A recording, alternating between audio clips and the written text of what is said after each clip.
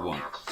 Relationships are funny things, and civilizations always have views and perspectives on the nature of relationships. And China and Confucius says that the relationship, that the government can only function when people fill their roles, their relationship roles within the government, that everyone acts in a certain way.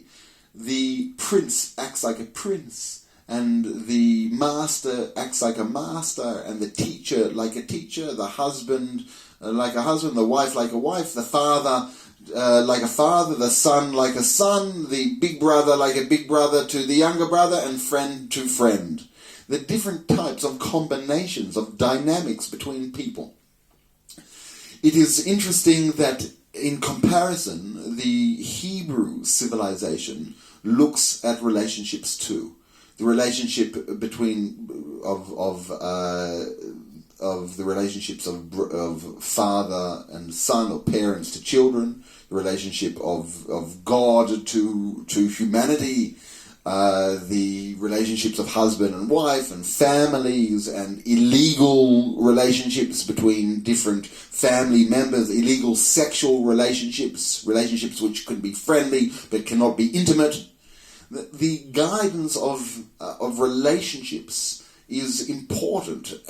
In fact, one of the very first stories in the Bible of Adam and Eve, and then of Cain and Abel, show certain types of dysfunctional relationships. And in fact, the entire biblical story is about the building and the falling of relationships, the Tower of Babel, and the inability to communicate, or the attempt to communicate in one language and then the failing to do so, and so on into statehood.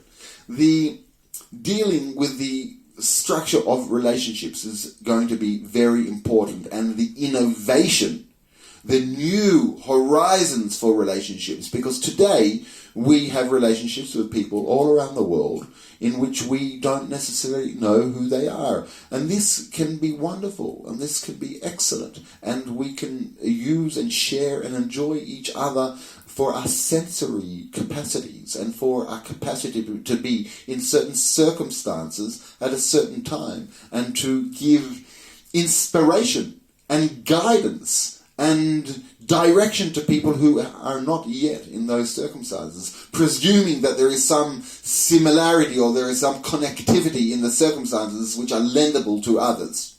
So the construction of a platform to organize our different relationships is really a platform for our continual welfare in the 21st century. And to a question of an anonymous viewer, that is what I am working on.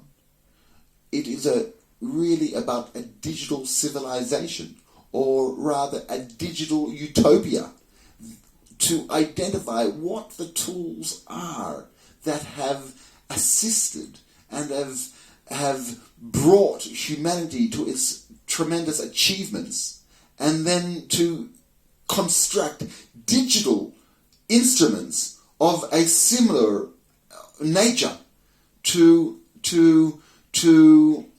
be able to recreate those advantages in a reconstructed digital relationship that we have with so many people. So this is an opportunity, and it requires to push back on the existing governmental powers and influences and laws, and to, over time, appoint chiefs, committees, representatives to design an ideal structure that which will eventually be a bridge for individuals to their goals and to their happiness and to their constructive and creative interactivity with each other.